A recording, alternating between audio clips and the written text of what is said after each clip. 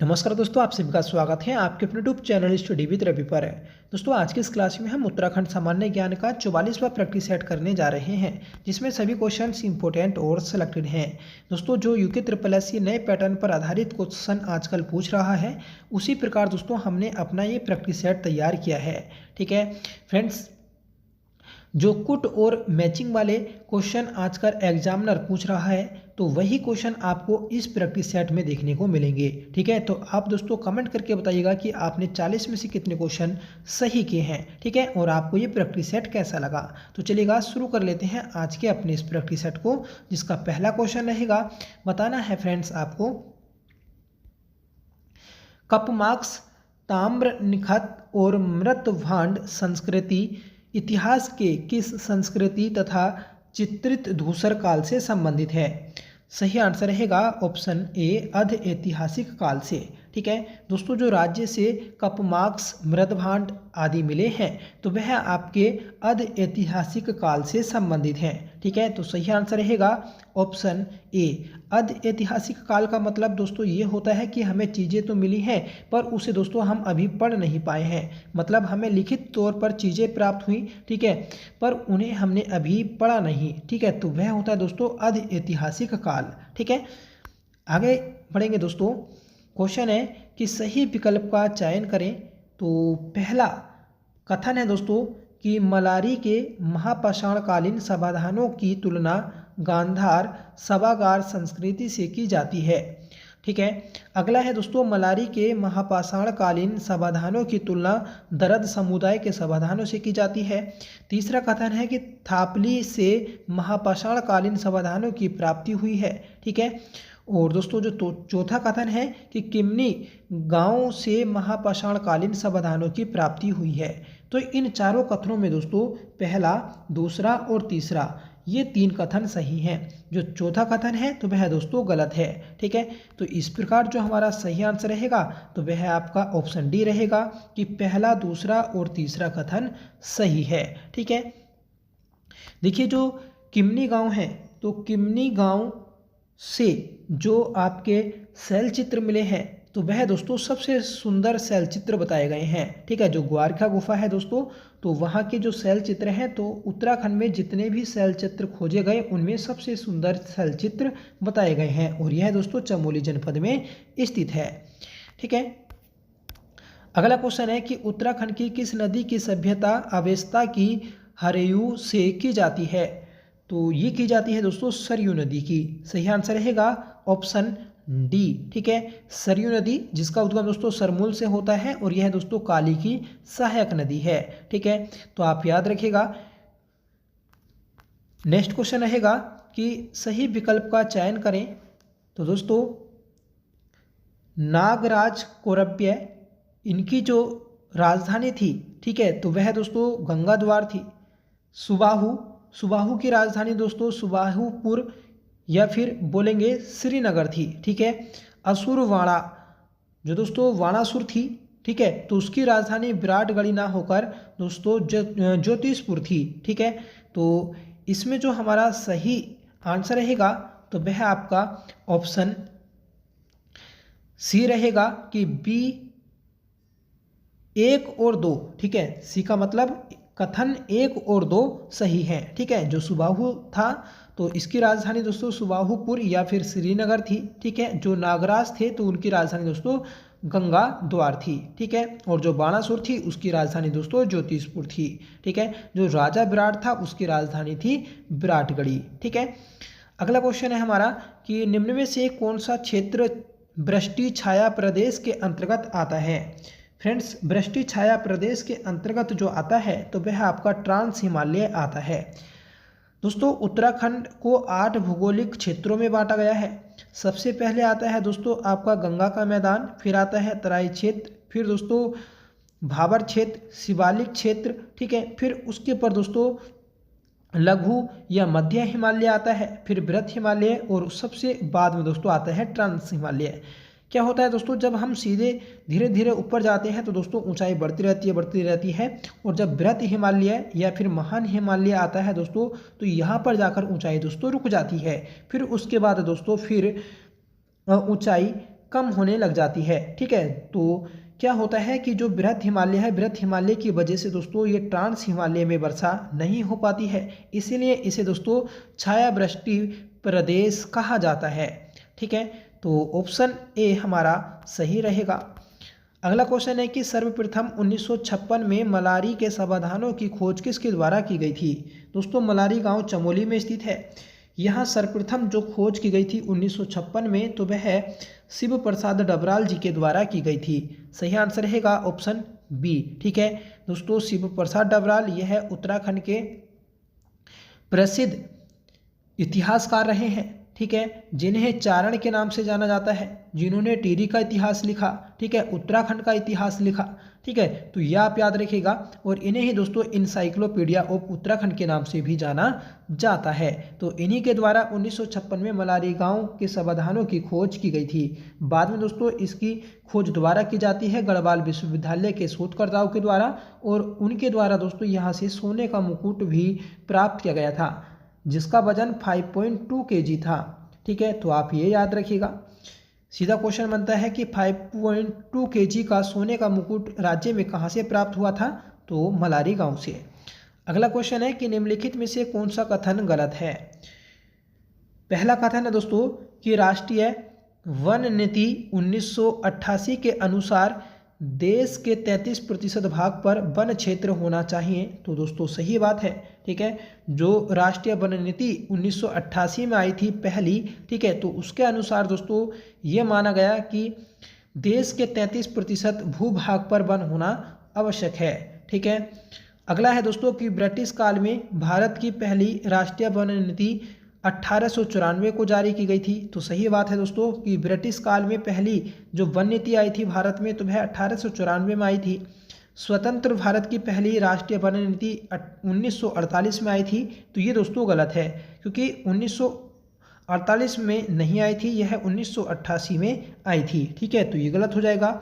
अगला है दोस्तों कि वन संरक्षण अधिनियम 1980 में पारित हुआ था। तो ये दोस्तों सही है, वन संरक्षण अधिनियम 1980 में पारित हुआ था। ठीक है, और पहली वन नीति कब आई थी, 1988 में, जिसके तहत दोस्तों 33% भूभाग पर वन होना अनिवार्य था। अगला क्वेश्चन है कि राज्य में सर्वाधिक वन क्षेत्रफल वाले जिलों में निम्न में से कौन सा सही है। देखिए, वन क्षेत्रफल के आधार पर हमें क्रम लगाना है। सबसे ज़्यादा जो वन क्षेत्रफल है तो वह आपका पौड़ी में स्थित है, फिर उसके बाद दोस्तों नैनीताल में आता है, फिर उसके बाद उत्तरकाशी, और फिर दोस्तों चमोली में आता है। तो सही आंसर रहेगा ऑप्शन सी। ठीक है, कि राज्य में सर्वाधिक वन जो है तो वह उत्तरकाशी में पौड़ी गढ़वाल में स्थित है, और यहाँ पर ही दोस्तों सर्वाधिक खुले वन भी आते हैं। सर्वाधिक संघनन वन जो आते हैं तो वह दोस्तों आपके नैनीताल में आते हैं, ये आप याद रखिएगा। अगला क्वेश्चन है कि निम्न में से कौन सा युग्म सुमेलित नहीं है। दोस्तों ऑप्शन ए जो है हमारा कि लोक रतन पंत। तो लोक रतन जो कहा जाता है तो वह आपका गोविंद बल्लभ पंत को नहीं कहा जाता, तो ये गलत हो जाएगा। कुमाऊं की लक्ष्मीबाई कर्णावती को कहा जाता है, तो यह भी दोस्तों गलत हो जाएगा। कुमाऊं की लक्ष्मीबाई जो कहा जाता है तो वह दोस्तों आपका जिया रानी को कहा जाता है। गढ़वाल का चंदन अनुसुईया प्रसाद बहुगुणा को कहा जाता है, तो ये भी दोस्तों गलत हो जाएगा। गढ़वाल का चंदन हेमवती नंदन बहुगुणा को कहा जाता है। ठीक है, गढ़वाल का महर्षि ये दोस्तों तारादत्त गैरोला को कहा जाता है, तो ये दोस्तों हमारा सही हो जाएगा। ठीक है, जो लोक रतन कहा जाता है तो वह दोस्तों आपका गुमानी पंत को कहा जाता है। ठीक है, अगला क्वेश्चन है कि 2011 की जनगणना के अनुसार राज्य में अनुसूचित जाति एससी की जनसंख्या कुल जनसंख्या का कितने प्रतिशत है। जो दोस्तों राज्य की कुल जनसंख्या है तो उसका 80% कितना है। सही आंसर रहेगा ऑप्शन बी 18.8%। ठीक है, 18.8% दोस्तों राज्य में ऐसी जनसंख्या निवास करती है। ठीक है, इसकी जो जनसंख्या है तो वह दोस्तों 18,08,000 समथिंग है, ये भी आप याद रखिएगा। ठीक है,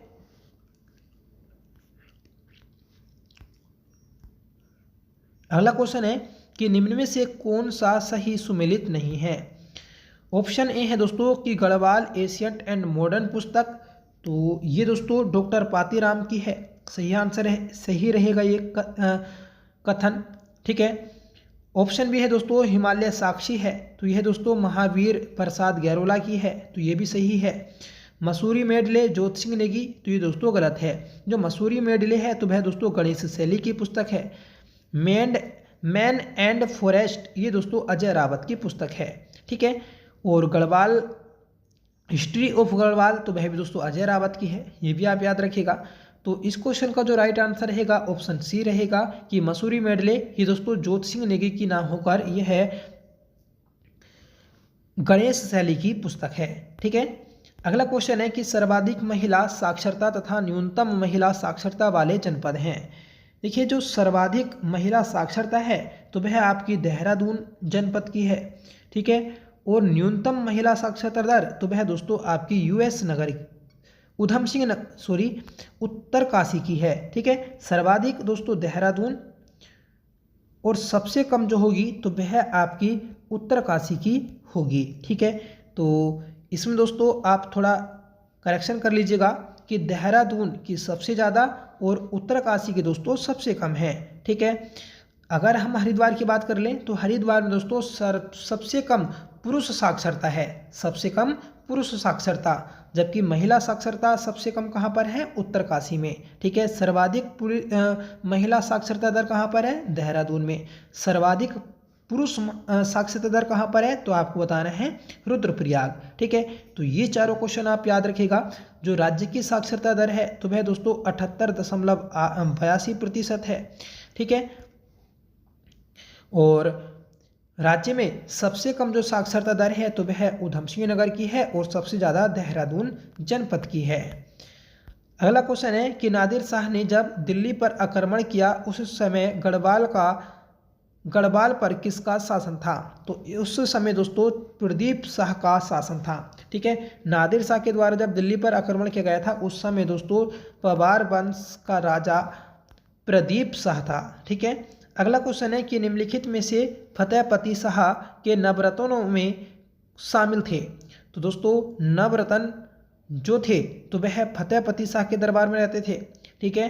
तो कौन कौन थे? देखिए शशिधर डंगवाल, हरिदत्त नोटियाल, हरिदत्त थपलियाल, जयदेव डंगवाल और सहदेव चंदोला। तो इन पांचों में दोस्तों जयदेव डंगवाल शामिल नहीं थे। ठीक है। ये चार दोस्तों शामिल थे। तो इस प्रकार जो हमारा सही आंसर हो जाएगा ऑप्शन सी हो जाएगा। ठीक है। पहला, दूसरा, तीसरा और चौथा सही होगा, सॉरी पांचवा सही होगा। ठीक है। अगला क्वेश्चन है कि एक हथिया देवाल के निर्माण के समय कुमाऊं में किसका शासन था? दोस्तों एक हथिया देवाल जो बनाया गया तो वह दोस्तों जगन्नाथ मिस्त्री के द्वारा अपनी पुत्री कस्तूरबा के सहयोग से बनाया गया था। ठीक है। और ये आपका कहाँ स्थित है? तो एक हथिया देवाल ये दोस्तों आपका चंपावत में स्थित है। ठीक है। तो आपको इसका बनाने वाले को भी याद रखना है कि जगन्नाथ मिस्त्री के द्वारा दोस्तों इसे बनाया गया था। क्या होता है दोस्तों कि जो चंद राजा थे, चंद राजाओं के द्वारा बालेश्वर मंदिर बनवाया गया था चंपावत में। ठीक है। और ये दोस्तों इतना अद्भुत और इतना सुंदर मंदिर था कि जो चंद वंश के राजा थे उन्हें घमंड हो गया था कि कभी ये कहीं दूसरा इस प्रकार का मंदिर ना बना दे। तो क्या हुआ था दोस्तों, जगन्नाथ मिस्त्री का एक हाथ चंद राजाओं के द्वारा काट दिया गया था। ठीक है। तो आप ये याद रखिएगा। फिर उसके बदले में ही दोस्तों जगन्नाथ मिस्त्री ने एक हथिया देवाल का निर्माण किया था। ठीक है। चंद राजाओं के घमंड को तोड़ने के लिए। और दोस्तों ये जो बालेश्वर मंदिर है तो उससे भी दोस्तों सुंदर बना था। ठीक है। तो ये कहानी आप याद रखिएगा, इंपॉर्टेंट है। अगला क्वेश्चन है कि सूची 1 को सूची 2 से सुमेलित कीजिए और सूचियों के नीचे दिए गए कूट का प्रयोग कर सही उत्तर का चयन कीजिए। देखिए एक साइड में हमें महिलाओं के नाम दिए हैं और दूसरे साइड में उनसे संबंधित विभागों के नाम दिए हैं। ठीक है। तो देखिए ऋतु बहारी हैं। ठीक है। तो ये उत्तराखंड उच्च न्यायालय की मुख्य न्यायाधीश रही। ठीक है। ऋतु खंडूरी तो ये दोस्तों विधानसभा अध्यक्ष हैं वर्तमान में। कुसुम कंडवाल तो ये दोस्तों आपकी महिला आयोग की अध्यक्ष है वर्तमान में? रेखा आर्या। तो ये दोस्तों आपकी महिला एवं बाल विकास कल्याण मंत्री हैं, ठीक है, और यही दोस्तों आपकी खेल मंत्री भी हैं, ठीक है। तो आपको याद रखना है, इम्पोर्टेंट है। अब देखिए इनके जो कूट रहेंगे तो वह आपके 3, 1, 4 और 2 ये कूट रहेगा, मतलब 31, 42, ठीक है। तो ऑप्शन चेक कर लेते हैं, 31, 42 मतलब ऑप्शन सी, ठीक है। आप कमेंट करके बताइएगा कि उत्तराखंड महिला आयोग की पहली अध्यक्ष कौन थी। अगला क्वेश्चन है कि निम्नलिखित कथनों पर विचार कीजिए। पहला कथन है दोस्तों कि शिवालिक क्षेत्र में गर्म शीतोष्ण जलवायु पाई जाती है। तो दोस्तों ये गलत हो जाएगा, ठीक है, कि शिवालिक क्षेत्र में गर्म शीतोष्ण जलवायु नहीं पाई जाती, ठीक है। शिवालिक श्रेणी की औसत ऊंचाई 1500 से लेकर 2400 मीटर तक है, तो ये भी दोस्तों गलत हो जाएगा, ठीक है। जो शिवालिक क्षेत्र आता है तो वह दोस्तों 750 से लेकर 1200 मीटर के मध्य आता है, ठीक है। और ये दोस्तों हिमालय का सबसे नवीन क्षेत्र है, यहाँ पर जीवाश्म पाया जाता है सर्वाधिक, ठीक है। और यहाँ पर दोस्तों सर्वाधिक पर्यटक स्थल हैं, ये भी आपको याद रखना है। यहाँ पर ही सर्वाधिक वर्षा और सर्वाधिक गर्मी भी होती है, ठीक है, शिवालिक श्रेणी में। तो इस क्वेश्चन का जो सही आंसर हो जाएगा हमारा ऑप्शन डी हो जाएगा कि दोनों कथन सही नहीं है, ठीक है।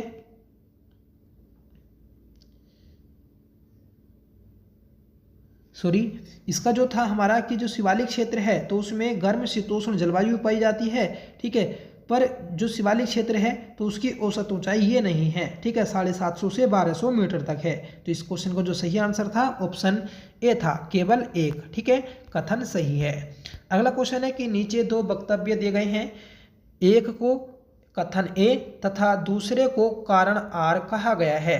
कुट की सहायता से सही उत्तर चुनिए या दीजिए।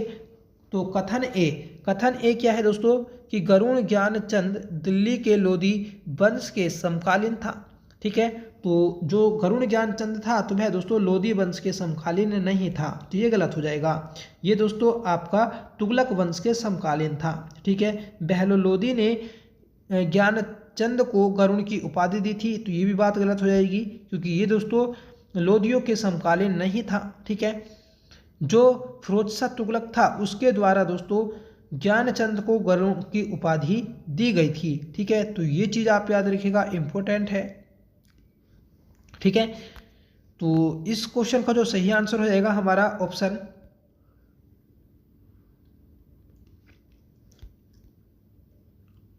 ऑप्शन सी हो जाएगा, ठीक है, कि ए और आर दोनों गलत हैं, ठीक है। तो दोनों ही गलत हैं, ये आपको याद रखना है। अगला क्वेश्चन है कि सूची 1 को सूची 2 से सुमेलित कीजिए और सूचियों के नीचे दिए गए कूट का प्रयोग कर सही उत्तर का चयन कीजिए। देखिए एक साइड में कुछ स्थल दिए हैं और उनसे संबंधित उनके स्थान दिए हैं, जैसे रुक्मणी नोला। तो रुक्मणी नोला कहाँ पर है? तो ये दोस्तों आपका चंपावत में स्थित है। सप्तऋषि कुंड उत्तरकाशी में स्थित है। टिम्बरसैंड चमोली में स्थित है और दोस्तों तड़ांगताल यह है आपका अल्मोड़ा में स्थित है। तो इस क्वेश्चन का जो सही कूट रहेगा तो वह आपका 3, 1, 4, 2 रहेगा, ठीक है, 31, 42, ठीक है। तो चेक कर लेते हैं, ऑप्शन सी हो जाएगा दोस्तों 31, 42। अगला क्वेश्चन है हमारा, निम्न कथनों पर विचार कीजिए। तो दोस्तों हमें 4 कथन दिए हैं। पहला कथन है कि भोटिया जनजाति के लोग भूमियाल देवता की पूजा करते हैं, ठीक है। अगला है दोस्तों कि राजे जनजाति के प्रमुख देवता बागनाथ हैं, तो सही बात है। थारू जनजाति के लोग दोस्तों साकरिया देवता की पूजा करते हैं, तो ये गलत हो जाएगा। जो थारू जनजाति के लोग हैं तो वह दोस्तों भूमसेन देवता की पूजा करते हैं या फिर बड़े बाबा की पूजा करते हैं, ठीक है। जो जौनसारी जनजाति के लोग हैं तो वह दोस्तों महासू देवता की पूजा करते हैं शिव के रूप में, ठीक है। तो इसमें जो हमारा सही कथन होंगे तो पहला, दूसरा और चौथा सही हो जाएगा, तीसरा कथन दोस्तों गलत हो जाएगा, ठीक है। तो चेक कर लेते हैं अपना ऑप्शन, ठीक है। तो ऑप्शन सी सही हो जाएगा, सॉरी ऑप्शन बी सही हो जाएगा, ठीक है, कि पहला, दूसरा और चौथा सही है, ठीक है। अगला क्वेश्चन है कि सूची 1 को सूची 2 से सुमेलित कीजिए और सूचियों के नीचे दिए गए कुट का प्रयोग कर सही उत्तर चुनिए। तो सूची 1 में दोस्तों आपको कुछ संस्थान दिए हैं और सूची 2 में उनसे संबंधित स्थान। ठीक है, तो विवेकानंद कृषि अनुसंधान शाला, तो ये दोस्तों आपकी अल्मोड़ा में स्थित है, जिसकी स्थापना 1924 में की गई थी। ठीक है, और बिहार में की गई थी इसकी स्थापना। बाद में दोस्तों 1936 में इसे अल्मोड़ा लाया गया और 1974 में दोस्तों इसका नाम स्वामी विवेकानंद अनुसंधान संस्थान कर दिया गया था। ठीक है, संरचना अभियांत्रिकी अनुसंधान केंद्र, तो यह दोस्तों हरिद्वार में स्थित है। राजकीय वेधशाला, तो ये दोस्तों नैनीताल में स्थित है। ठीक है, और हिमालयी पर्यावरण शिक्षा संस्थान, तो यह आपका उत्तरकाशी में स्थित है। ठीक है, तो ये कुछ हमने मैच कर लिए, आपको याद रखना है। ठीक है, अगला क्वेश्चन है कि नीचे 2 वक्तव्य दिए गए हैं, एक को कथन ए तथा दूसरे को कारण आर कहा गया है। कुट की सहायता से उत्तर चुनिए। तो कथन ए है कि चंद वंश का अंतिम राजा मोहन चंद था, तो दोस्तों गलत हो जाएगा, क्योंकि चंद वंश का अंतिम राजा मोहन चंद नहीं था, ये दोस्तों महेंद्र चंद था। ठीक है, कारण आर है कि हवाल वाग युद्ध में चंद राजा गोरखों से पराजित हुए थे। तो दोस्तों हवाल वाग का युद्ध जो हुआ था, तो इसमें चंद राजा गोरखों से पराजित हो गए थे। ठीक है, और दोस्तों ये हुआ था आपका 1790 में। ठीक है, और इस समय दोस्तों महेंद्र चंद का शासन था और ये दोस्तों गोरखों से पराजित हो जाता है। ठीक है, और बाद में दोस्तों कुमाऊं क्षेत्र पर गोरखाओं का अधिकार हो गया था। ठीक है, तो हमारा इस क्वेश्चन का जो सही आंसर हो जाएगा तो वह आपका ऑप्शन डी हो जाएगा। ठीक है, कि ए गलत है परंतु आर सही है। ठीक है दोस्तों, जो मोहन चंद था, मोहन चंद, ठीक है, मोहन चंद जो था, तो ये दोस्तों 58वां राजा था। ठीक है, ये दिल्ली कुमाऊं की गद्दी पर जो बैठा था, तो वह दीप चंद की हत्या करके बैठा था। ठीक है, तो ये बात आप याद रखिएगा। मोहन चंद और दोस्तों ललित शाह, ठीक है, मोहन चंद और ललित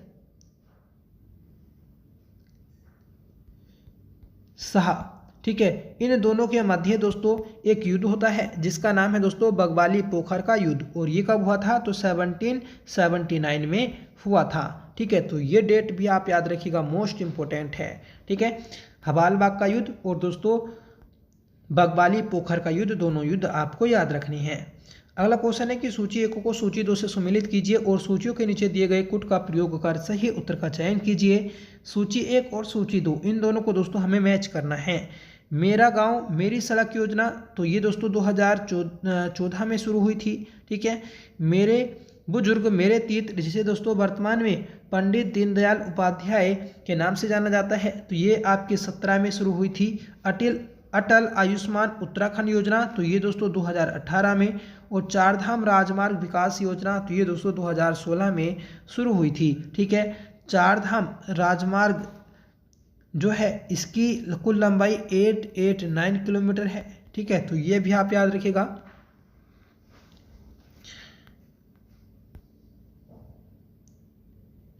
तो दोस्तों इस क्वेश्चन का जो सही आंसर हो जाएगा हमारा ऑप्शन ए हो जाएगा, पहला, दूसरा, तीसरा और चौथा। ठीक है, अगला क्वेश्चन है कि निम्नलिखित कथनों पर विचार कीजिए। पहला कथन है कि परवार वंश का 37वां राजा अजयपाल था, सही बात है। ठीक है, इसके राजा बनने से पूर्व पवार वंश की राजधानी चांदपुर गढ़ी थी, तो ये भी बात सही है। ठीक है, तो दोनों कथन दोस्तों हमारे सही हो जाएंगे, तो सही आंसर होगा ऑप्शन सी। ठीक है फ्रेंड्स, पवार वंश का 37वां राजा अजयपाल था, जो कि सबसे शक्तिशाली राजा था, जिसके द्वारा 52 गढ़ों का एकीकरण किया गया था। ठीक है, तो इसके द्वारा क्या था कि चांदपुर गढ़ी जो राजधानी थी पवार वंश की पहली राजधानी, ठीक है, तो उससे बदलकर यह देवलगढ़ को नई राजधानी बनाता है। ठीक है, तो ये आप याद रखिएगा। और देवलगढ़ को राजधानी कब बनाया था, तो ये दोस्तों 1512 ईस्वी में बनाया था। और फिर उसके बाद देवलगढ़ के बाद भी दोस्तों श्रीनगर को नई राजधानी के रूप में स्थापित किया जाता है। और श्रीनगर को राजधानी कब बनाया, तो 1517 ईस्वी में बनाया था। ठीक है, तो ये दोस्तों अजयपाल के बारे में आप जानिए, याद रखिएगा। इसे दोस्तों गढ़वाल का विस्मारक, ठीक है, और दोस्तों अशोक, युधिष्ठिर, सब कुछ दोस्तों इसे ही बोला जाता है। ठीक है, गढ़ों का एकीकरण करने के कारण दोस्तों इसे गढ़पाल भी कहा गया। ठीक है, अगला क्वेश्चन है हमारा कि निम्नलिखित कथनों पर विचार कीजिए। पहला कथन है कि कुमाऊं में वन व्यवस्था का शुभारंभ 1823 में कमिश्नर ट्रेल द्वारा किया गया था। तो सही बात है दोस्तों। ठीक है, कि पहला जो वन व्यवस्था से संबंधित प्रयास किया गया था तो 1823 में कमिश्नर ट्रेल के द्वारा किया गया था। और कमिश्नर ट्रेल ये दोस्तों कुमाऊं कमिश्नरी का दूसरा कमिश्नर था। ठीक है, अगला जो कथन है दोस्तों हमारा कि कुमाऊं ग्रीवेंस कमेटी का गठन 1921 में किया गया था। तो ये भी बात सही है। 13 अप्रैल 1921 को इसका गठन किया गया था और बाद में दोस्तों 28 अक्टूबर 1921 को इसकी रिपोर्ट पेश की जाती है। ठीक है, और जब कुमाऊं ग्रीवेंस कमेटी का गठन हुआ था तो उस समय कुमाऊं कमिश्नरी का जो कमिश्नर था तो वह दोस्तों आपका परसिमंडम था। ठीक है, अगला क्वेश्चन है कि निम्नलिखित में से उत्तराखंड के किस खिलाड़ी का संबंध क्रिकेट से नहीं है। तो दोस्तों क्रिकेट से जो संबंध नहीं है तो वह आपका दीपेंद्र नेगी का संबंध नहीं है। ये दोस्तों उत्तराखंड के प्रसिद्ध फुटबॉलर हैं। ठीक है, आपको याद रखना है। ठीक है, जो दीपेंद्र नेगी हैं तो फुटबॉल के प्लेयर हैं, आपको बताया। ठीक है, मनीष पांडे, रजत भाटिया, अनुज रावत, ये दोस्तों आपके क्रिकेट प्लेयर हैं। अगला क्वेश्चन है कि उत्तराखंड के लिए जीएसटी कोड कितना है। तो उत्तराखंड का जीएसटी कोड दोस्तों 5वां है और जीएसटी को लागू करने वाला उत्तराखंड देश का 5वां राज्य है। ठीक है, तो ये भी आप याद रखिएगा। जीएसटी दोस्तों देश में जो लागू हुई थी तो वह आपका 31 जुलाई 2017 को लागू हुई थी। ठीक है, और उत्तराखंड में जो लागू हुई थी तो वो 3 मई 2017 को लागू हुई थी। ठीक है, तो ये आप याद रखिएगा। और जीएसटी को लागू करने वाला उत्तराखंड देश का 5वां राज्य है। अगला क्वेश्चन है कि निम्नलिखित में से कौन सा क्रम है। ठीक है, तो कौन सा क्रम सही है ये हमें बताना है। ठीक है, तो देखिए इसमें ऑप्शन सी सही हो जाएगा। जो गोबान था तो गोबान दोस्तों ये कुमाऊं कमिश्नरी का तीसरा राजा कमिश्नर बनता है। फिर चौथा आता है दोस्तों लूसिंगटन, 5वां बेटन और छठा राजा आता है दोस्तों रैमजे। ठीक है, तो ये चीज़ आप याद रखिएगा, इंपॉर्टेंट है। ठीक है, इस प्रकार के ही क्वेश्चन दोस्तों आजकल एग्जाम में पूछे जा रहे हैं। अगर आपको ये प्रैक्टिस सेट अच्छा लगे तो प्लीज़ इसे लाइक करिएगा, दोस्तों में शेयर करिएगा, आपसे रिक्वेस्ट है मेरी। ठीक है, अगला क्वेश्चन देखते हैं कि दसोली ग्राम स्वराज संघ की स्थापना कब की गई। तो इसकी स्थापना जो की गई थी तो वह आपके 1964 में की गई। सही आंसर रहेगा ऑप्शन बी। और किसके द्वारा, तो चंडी प्रसाद भट्ट के द्वारा दोस्तों इसकी स्थापना की गई थी। अगला क्वेश्चन है कि निम्नलिखित कथनों में से सही सुमेलित है। तो देखिए केदारनाथ वन्यजीव अभ्यारण्य तो ये 1982 में नहीं बना था, ये 1972 में बना था। ठीक है, गोविंद वन्यजीव अभ्यारण्य तो ये भी दोस्तों आपका 1980 में न बनकर यह आपका 1955 में बना था। ठीक है, 1955 में। और यह राज्य का पहला वन्यजीव विहार था, ये भी आपको याद रखना है। पावलगढ़ जो कि नैनीताल में स्थित है और इसका नया नाम जो हुआ है तो वह आपका सीताबनी कंजर्वेशन रिजर्व हो गया है। ठीक है, तो इसकी स्थापना दोस्तों 2012 में हुई थी, ये बात सही है। झिलमिल झील आरक्षण तो ये दोस्तों आपका 2005 में बना था, ये भी आप याद रखिएगा। तो इसमें दोस्तों आपके ये सभी गलत हो जाएंगे और जो सही होगा तो वह आपका ऑप्शन सी सही हो जाएगा। ठीक है, अगला क्वेश्चन है कि भाकरा, तुरही और रणसिंगा क्या हैं। तो ये दोस्तों आपके सुशिर वाद्य यंत्र हैं जो फूंक की सहायता से बजाए जाते हैं। ठीक है, तो सही आंसर रहेगा ऑप्शन बी। ठीक है, अगला क्वेश्चन है कि लखवाड़ परियोजना का निर्माण किस नदी पर किया गया या किया जाएगा। तो ये आपका यमुना नदी पर किया जाएगा। सही आंसर रहेगा ऑप्शन सी। अगला क्वेश्चन है कि सूची 1 को सूची 2 से सुमेलित कीजिए और सूचियों के नीचे दिए गए कोटों का प्रयोग कर सही उत्तर का चयन कीजिए। फ्रेंड्स, रुद्रप्रयाग तो रुद्रप्रयाग को क्या कहते हैं, तो पुनाड़ रुद्राव्रत कहते हैं। इसका जो सही मैच होगा तो वह आपका ऑप्शन 4 से हो जाएगा। ठीक है, लोहा घाट तो लोहा घाट को क्या कहते हैं, सुई के नाम से जानते हैं। पंतनगर को दोस्तों फूलबाग के नाम से जानते हैं और बड़कोट को दोस्तों राजगढ़ी के नाम से जानते हैं। ठीक है, और जो दोस्तों आपका पंतनगर एयरपोर्ट आता है तो उसका नाम दोस्तों फूलबाग ही है। ठीक है, अगला क्वेश्चन है कि उत्तराखंड खेल नीति 2020 के तहत अंतर्राष्ट्रीय स्तर पर स्वर्ण पदक विजेता को कितनी धनराशि पुरस्कृत करने का प्रावधान किया गया है?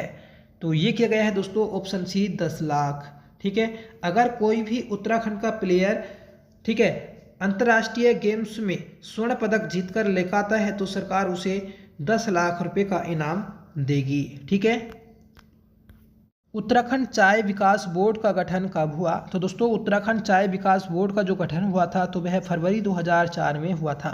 ठीक है, आप देखिए कमेंट करके बताइएगा कि 11 फरवरी सही है या फिर दोस्तों 4 फरवरी। ठीक है, तो कंफ्यूज है मुझे, तो आप कमेंट करके बताइएगा कि उत्तराखंड चाय विकास बोर्ड का गठन 4 फरवरी 2004 को हुआ या फिर 11 फरवरी 2004 को। ठीक है, बढ़ते हैं अपने नेक्स्ट क्वेश्चन की ओर दोस्तों कि उत्तराखंड में आंग्ल भारतीय मनोनीत सदस्य का पद कब समाप्त किया गया था? तो ये दोस्तों 1 अप्रैल 2020 को समाप्त कर दिया गया था।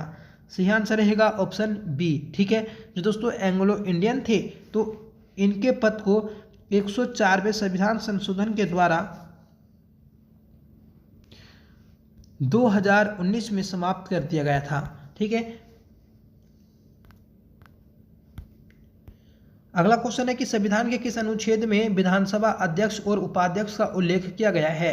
तो ये किया गया है दोस्तों अनुच्छेद 178 में। सही आंसर रहेगा ऑप्शन सी। ठीक है, और वर्तमान में दोस्तों विधानसभा अध्यक्ष कौन है उत्तराखंड की, आप कमेंट करके बताइएगा। हमने दोस्तों उत्तराखंड में कौन किया से संबंधित अपनी क्लास की है, अगर आपने वह क्लास नहीं देखी है तो प्लीज़ उसे जरूर देख लीजिएगा, उससे दोस्तों आपका करंट अफेयर्स मजबूत हो जाएगा।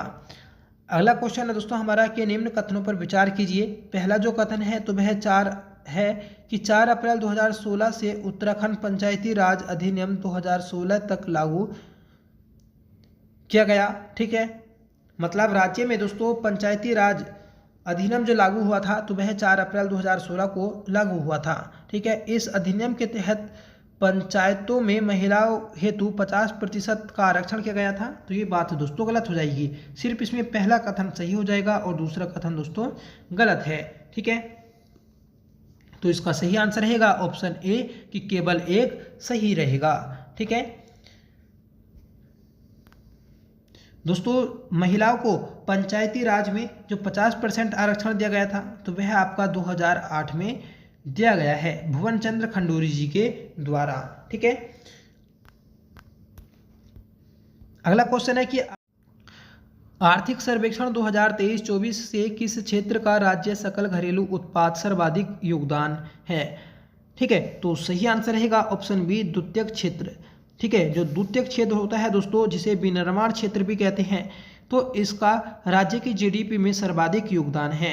अगर यही दोस्तों आपसे देश के सापेक्ष में पूछ लिया जाए कि देश की जीडीपी में सर्वाधिक योगदान किस क्षेत्र का है तो आपको बताना है सर्विस क्षेत्र, मतलब ठीक है सेक्टर 3। ठीक है, अगला क्वेश्चन है और ये दोस्तों आपका होमवर्क रहेगा कि उत्तराखंड के किस व्यक्ति को वर्ष 2024 में पद्म श्री पुरस्कार से सम्मानित किया गया। ठीक है, तो इसका आंसर आप कमेंट करके बताइएगा और साथ में बताइएगा कि आपको ये क्लास कैसी लगी। आई होप ये क्लास आपको पसंद आई होगी। ठीक है, अगर आपको पसंद आई हो तो प्लीज़ इसे लाइक करिएगा, दोस्तों में शेयर करिएगा। ठीक है, तो आपसे रिक्वेस्ट है कि प्लीज़ इस क्लास को ठीक है अपने दोस्तों में शेयर करिएगा। ठीक है, और इसका आंसर आप कमेंट करके जरूर बताइएगा। तो चलिए मिलते हैं नेक्स्ट क्लास के साथ, तब तक के लिए bye. Thank you so much for watching. जय हिंद।